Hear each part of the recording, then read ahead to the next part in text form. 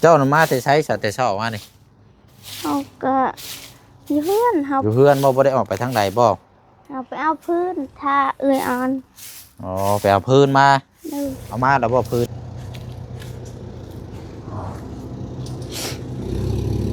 เอามาแล้ว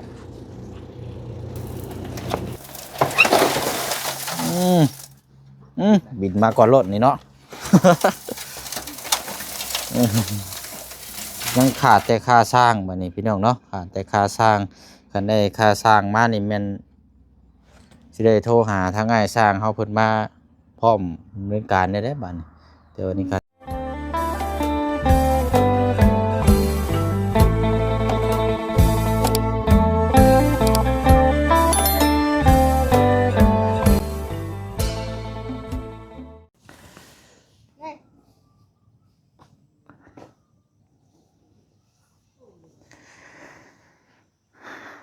พี่น้องเนาะจบจากมาแต่บ้านแก่งทองเนาะเขตของทางน้องบุษบาแล้วก็มาต่อกันอยู่เขตของทางน้องเจืองแล้วก็ทางน้องหังนำกันอีกเนาะมาติดตามนำกันอีกพี่น้องสำหรับทางเรื่องของน้ำของในเนาะก็แจ้งพี่แจ้งน้องแจ้งอิฟซีแล้วก็ทางผู้ใหญ่จะบุญนำกันเบิดสุขสุคนอีกรอบนึงเด้อพี่น้องเด้อเนาะตอนนี้ก็ยังขาดงบค่าสร้างเนาะกับสังกะสีเพราะว่าเงินจำนวนที่เดือนนั้นทางบุเชียงจะเอาไว้จ่ายค่าทรายแล้วก็ซื้อตะปอกตะปูเนาะพี่น้องเนาะแล้วก็เป็นไม้นะถ้ามันขาดที่ยังเหลืออยู่เอาไว้เก็บตกนะพี่น้องเนาะเสดียบางแล้วกันโอ้พี่น้องยันปูนี่ก็บ่พออีกแน่นะพี่น้องเนาะเอามาเบิ่งน้ำกันเนาะบรรยากาศยามเช้าป้าเนาะปัดกวดเดินซาลานแป้นเดือดมาบนี่โพดแดะนี่เนาะ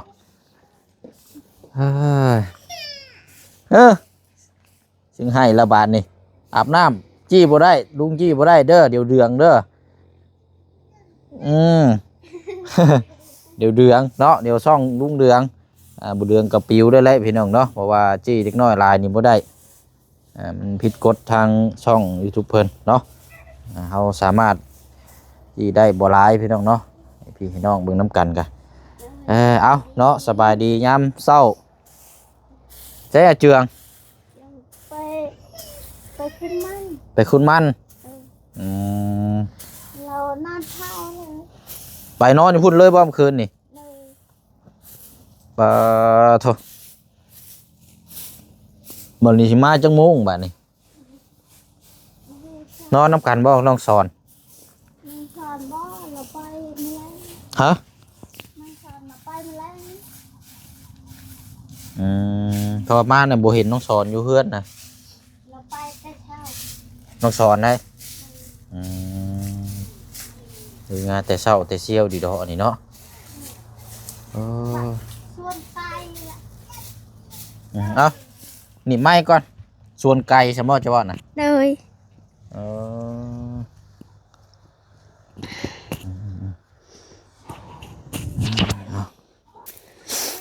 เป็นจังได้สบายนี่พี่น้อยเนาะถ้าเรามาช่วงเที่ยงก็อาจจะอันนี้น้ำเพราะว่าได้สั่งทรายไว้หมู่บ้านนี่เพื่อทางน้องๆเพิ่นมาส่งทรายแล้วก็สิหามุกลงแล้วก็เบิ่งน้ำกันนั่นแหละพี่น้อยเนาะสบายดีเด้อพี่น้องเด้อเนาะสบายดีพี่น้องFCน้ำกันเบิดสุคนทักทายสบายดีน้ำกันอีกช่องทางนึงเนาะพี่น้องเนาะที่ติดตามแล้วก็เป็นกำลังใจให้เนาะเนาะพูดดีรอเนาะปัดกวดเหลื่อมมากให้ในทางนะ อาบน้ำแต่เช้าเลยแสดงว่าเมื่อคืนนี่ชุมเจ้านี่นอนน้ำกัน3 คนบ่ทั้งน้องเจืองนี่นอนอยู่สวนพุ่นเลยเลยโธ่เทศว่าดิเนาะเห็นเวียกกันเราไปกันนู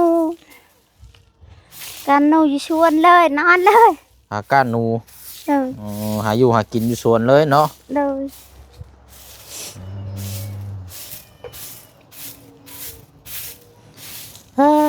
เอาและพี่น้องหาอยู่หากินน้ำเรื่องของน้ำนี่ก็ ถ้าว่างบมาครบก็แม่นว่ามือสร้างมือหยังก็นั่นก็อยู่เบิ่งนํกันก่อนบัดนี้เด้อ โดย แต่ว่าตัวนี้ยังงบค่าสร้างยังบ่ทันได้มี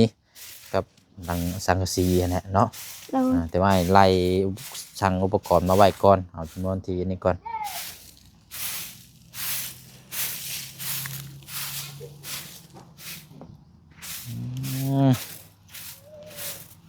วันศุกร์ได้มื้อนี้บ่วันหยังมื้อนี้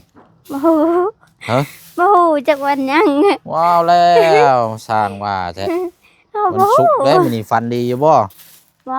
ฝันอยู่บ่เมื่อคืนนี่ บ่พันหยัง บ่ฝันหยังเลย โดย เนาะ บ่เฮาพันหยังวะ คิดเบิ่งอยู่หั่น เอาพันไปเลี้ยงเด็กน้อยเอาว่ะ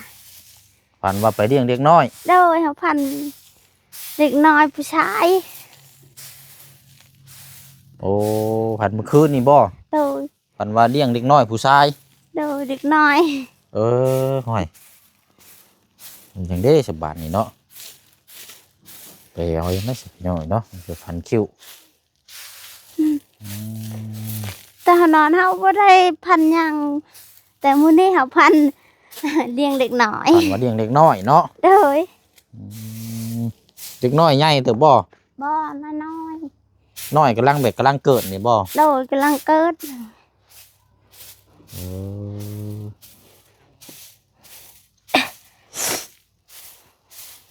เอาไปเบิ่งจากพี่น้องเนาะตัวไผ่นี่ก็เดี๋ยวเราจังคุดออกเนาะ โดย เราจังซับออกให้เบิดเลยมันยังติดในเฮือนอยู่ขวนมาพันออก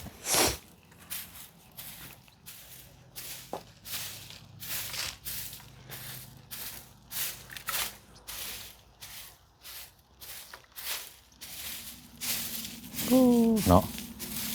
โคตรดีดอกพี่น้องปัดกวด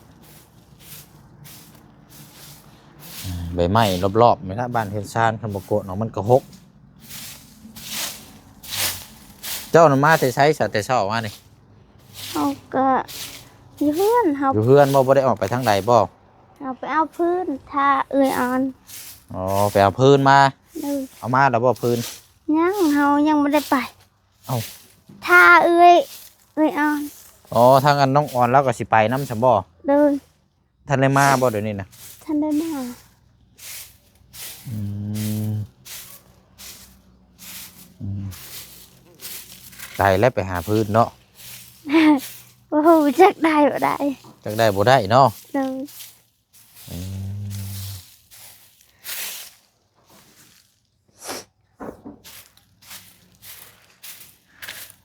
มเอาตั้งน่าจะเป็นช่วงประมาณ10โมงน้อยๆพุ่นแหละ โดย บ่จังไดเนาะพี่น้องนะเบิ่งน้องเพิ่นแชทมาบอกแล้วจัง ธนาอ้ายจะให้เขาไปส่งให้เด้อ อ๋อเอาทรายมาแล้วโดยน้องคันนั้นก็เข้ามาเลยตอนนี้อยู่เฮือนน้องน้องเฟืองอยู่เข้ามาเลยก็ได้เอาพูดน้ำกันสามพี่น้องเนาะพอดีแล้วทรายมาแล้วก็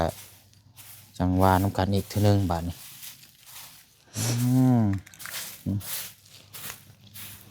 ปูนเขานี่10 ลูกบ่พอหรอกพี่น้องทั้งกอทั้งสาบทั้งโบกเอาน้องห้างมาพี่ก่อนล่ะพระเจ้าเอาทรายมาแล้วเอามาเบิ่งกำกันก่อนอันนี้มาเลยพี่น้องเอาลงนี่รถเนาะ โดย เอาลงนี่รถแหละพี่น้องไปสระลงนี่เลยรถตัวนี้ยันเอาส่วนมาออกก่อนละไป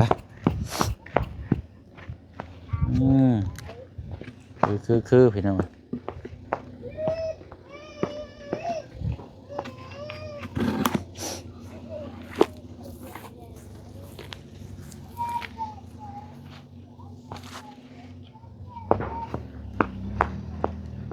เอาซิดลงไปพุ่นละเพราะว่าบริเวณนี้อันนี้อยู่แล้วพี่น้อง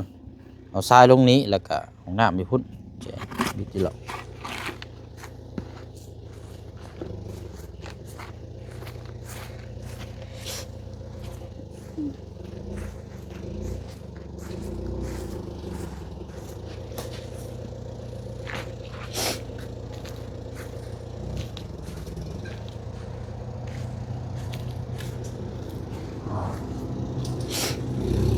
เอามาแล้ว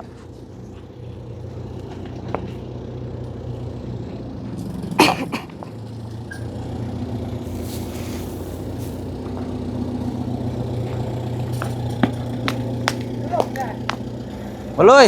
แม่นวีไรเอามาเลย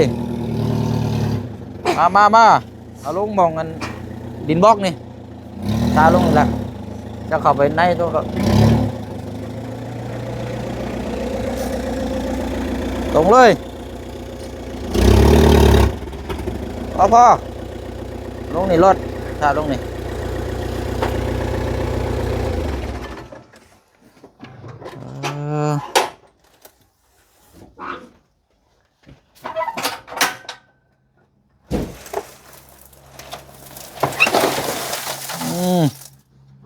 บินมาก่อนรถนี่เนาะ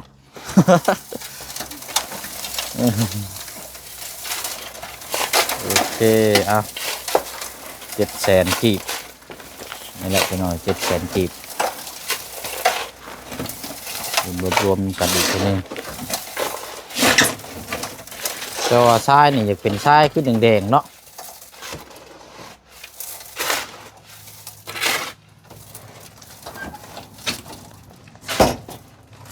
ต้องห่อนมันง่ายได้เนาะทรายผสมให้ลายให้คน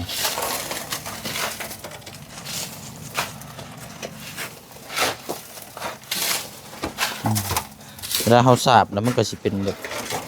เป็นลายแบบนี้นะใช่นั่นมันจะโบเนียนปานใดมันไม่ต้องเป็นทรายมิดใหญ่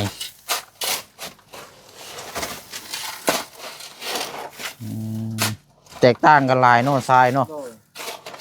บ่ค่อยนั่นปานใดมีแต่แบบนี้ต้องฮอนแล้วนี่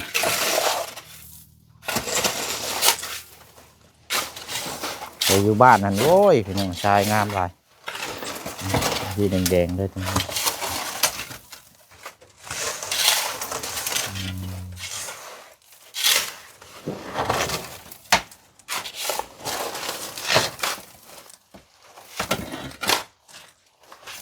ห้องน้ำเลย ห้องน้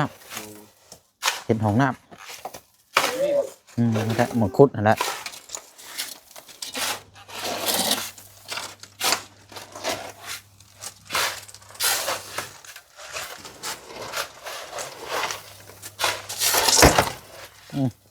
ยังบานใช้พลักน้อยอยู่ใช้โอ้น้ำกินในห้องกากอยู่หนาว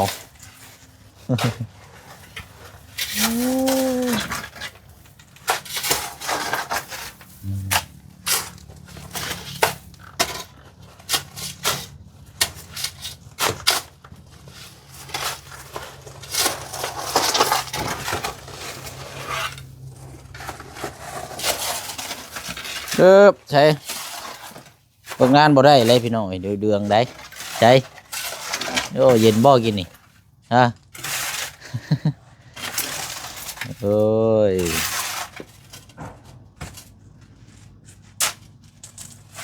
เย็นมือ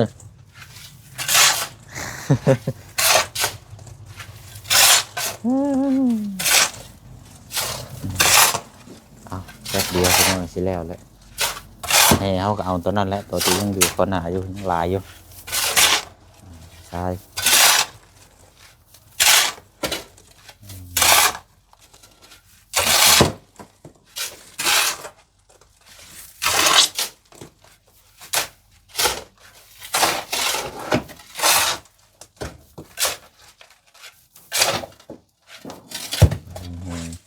เสาโทแห่ทรายโอ้เอาถือว่าครบแล้วพี่น้องเดือแต่ขาสร้างนะบ้านขาสร้างกับหลังคาสังกะสี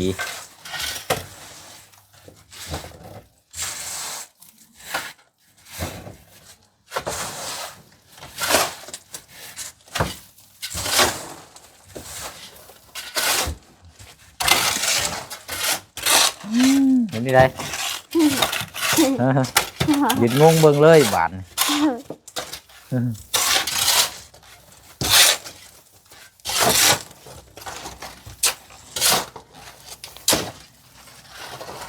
โทรศัพท์เราไปอยู่บ่เจ้า เพื่อนตัวครับ ได้โทรมาหาน่ะไปรับเสร็จตอนนั้นน่ะคือบอกว่าคือบอกว่า เฮาว่าอาเจียงไปแล้ว โอ้ยหับโทรศัพท์ก็บ่เว้าคนถ่ายใส่ดีนี่แหละนี่เพิ่นมาส่งนี่แหละให้โทรมาถามไปเรียกนี่แหละยันว่าชุมเจ้าบ่อยู่นะก็สิได้เลื่อนเวลาไหมโทรมานะครับเราก็บ่เว้า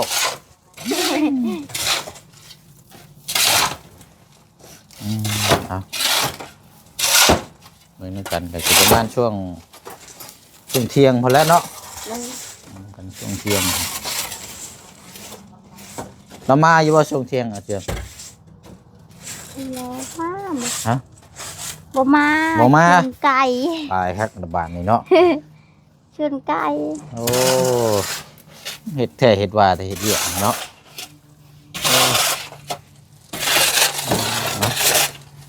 เอาละเรียบร้อย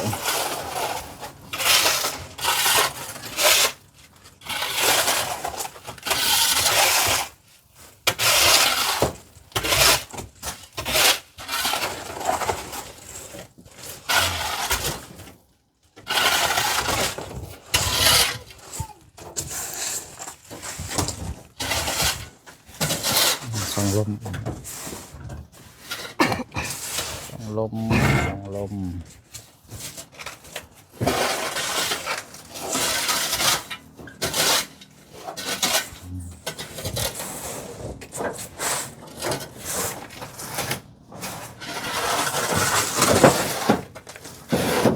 เอาละเนาะมีแต่ว่าเดี๋ยวอันโทรศัพท์บ่ได้เอามาย่ำเดี๋ยวโอนเดี๋ยวสิส่งไปทั้งเกมเด้อส่งสลิปไปพุ่นก็ได้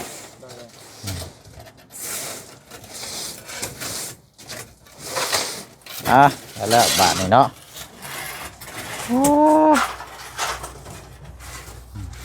โอเค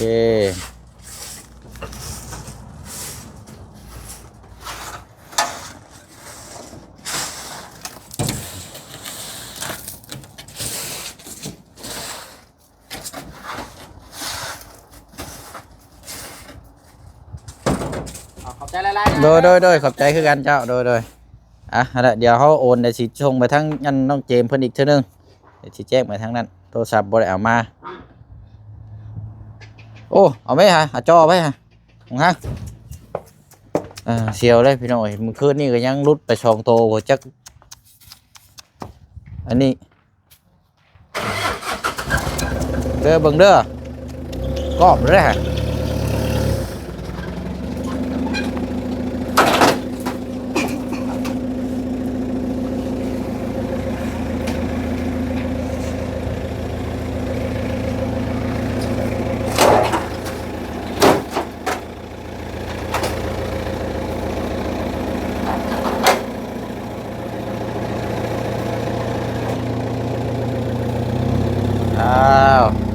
แล้วขอบใจเนาะ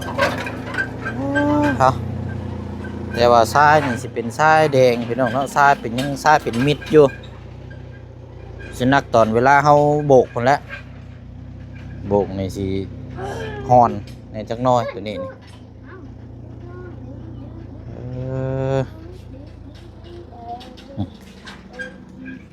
ทรายบ่งามพี่น้องเนาะเขตซื้ออยู่บ้านทางบ้านเท่านี้พวกงามทรายอยู่ริมโขงทรายน้ำเซเนาะไอพี่อ่านโมเมนเหยียบมันน่ะบ่จักคือแอกแล้วเห็นบ่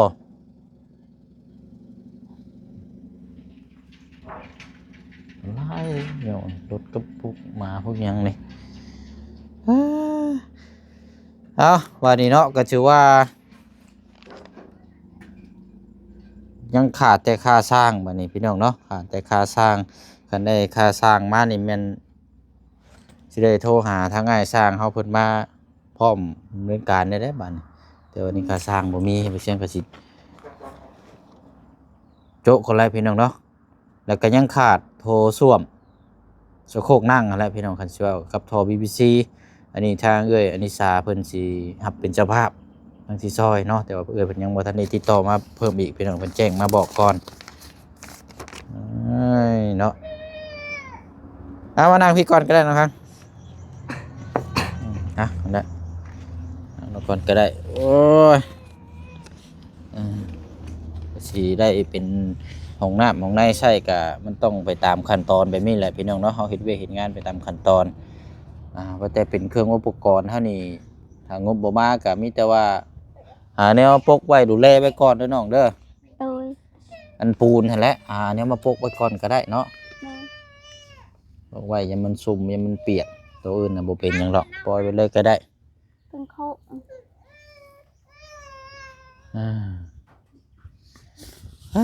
เนาะเอาทรายมีแต่ทรายซ้ำนี่แหละพี่น้อย700,000กีบนี่700,000กีบ700,000กีบก็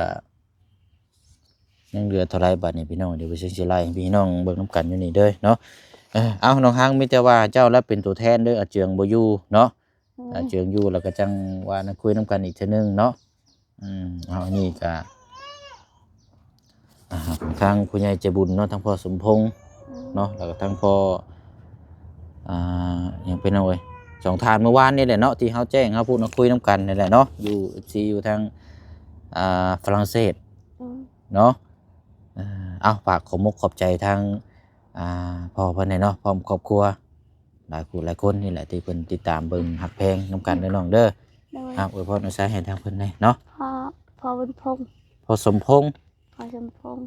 แล้วก็พ่อยังแหละพี่น้องดื่มแล้วกินหวานนี่โทษหลายๆเนาะเอาพร้อมครอบครัวน่ะเนาะพ่อบุญคำพงษ์ขอบคุณทางพ่อบุญพงษ์หลายๆเด้อขอให้พ่อบุญพงษ์อยู่ดีมีแห้งขอให้อยู่มันคนยืนสุขกายสบายใจนอนหลับขอให้ได้เงินหมื่นตื่นมาขอให้ได้เงินแสนวาสนาสิ่งใดขอให้เจ้าได้สิ่งนั้นขอให้เติมหังเติมมีขอให้สุขภาพร่างกายแข็งแรงเด้อสาธุขอบคุณทางเบาเสียงนำขอให้อยู่ดีมีแห้งขอให้สุขกายสบายใจเด้อขอให้เติมหังเติมมีอันนี้ต่อไปสาธุโอ้ยเอาเนาะพี่น้อยโอ้ยหังเติมมีตัวนี้แหละคักเนาะได้กะ เอาซะเนาะเดี๋ยวจังว่าจังคุยน้ำกันเด้อกันว่าเจืองมาเด้อแชทมาบอกอ้ายน้ำเนี่ยเด้อเด้อเอาสบายดีเนาะสบายดีโอเคไปเดี๋ยวเจ้าเฮ็ดเวียกเจ้าได้ก็ได้เอาไม้มาให้อ่านเลยเอานั่นแหละพี่น้องไอ้บัดนี้ก็ชายเฮามาครบแล้วกันแม่นเดี๋ยวแต่อย่างเดียวหั่นแล้วเนาะเอาเดี๋ยวเสียงสรุปยอดเบิ่งน้ำกันอีกก่อนเอาแจ้งสรุปยอดน้ำกันอีกก่อนพี่น้อยเนาะถ้าว่ามันพอดีก้ำกึ่งเขากับบอกอันนี้ในปันไดได้พี่น้อยเนาะเรียกกันมันนี่ก็700,000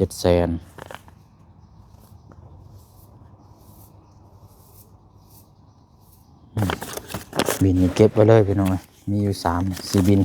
เขาส่งเครื่องมานี่หาก็ได้เห็นบินนี่3-4ใบนี่เนาะก็บินเจ้าของเจ้าเก่าเจ้าเดิมเนาะ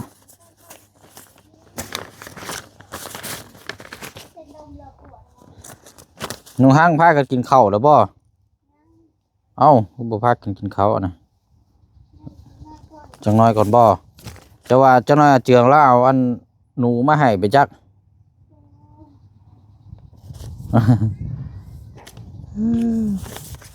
นอนเฮ็ดเวียกกับก้านหนูอยู่พุ่นเลยพี่น้อง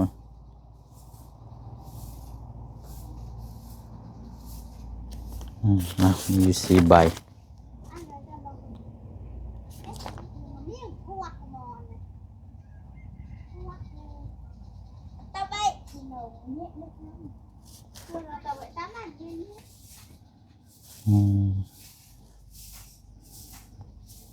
เอาโอเคพี่น้องเนาะสรุปยอด4บิน4ใบนี่ก็เบิดไป6,840,000 กีบอันนี้ยังบ่ทันได้รวมซื้อตะปอกตะปูพี่น้องซื้อตะปอกตะปูแล้วก็ทั้ง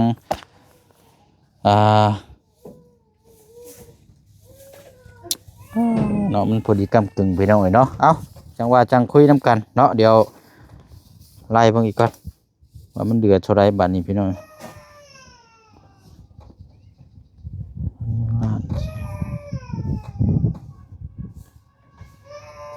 ลบ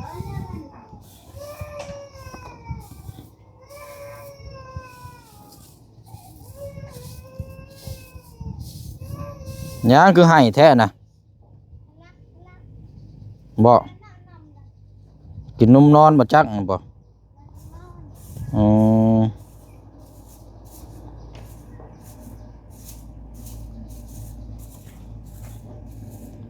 6,840,000เอาวันนี้สรุปยอดที่ยังเหลือในตอนนี้เด้อพี่น้อยเนาะน้ำเดือ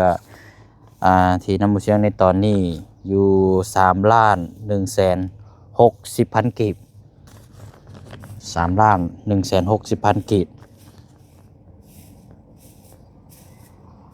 กันว่าสิมาเพิ่มอีกล้านหนึงเป็นค่าสร้างก็ได้มานี่พี่น้อยแต่ว่า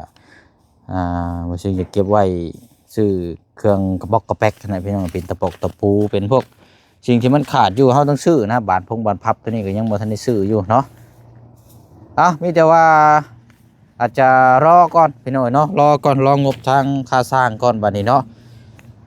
รองบทางค่าสร้างก่อนถ้าว่าค่างบทางค่าสร้างมาก็เป็นว่าพร้อมในวงการเลยเนาะพี่น้องเนาะ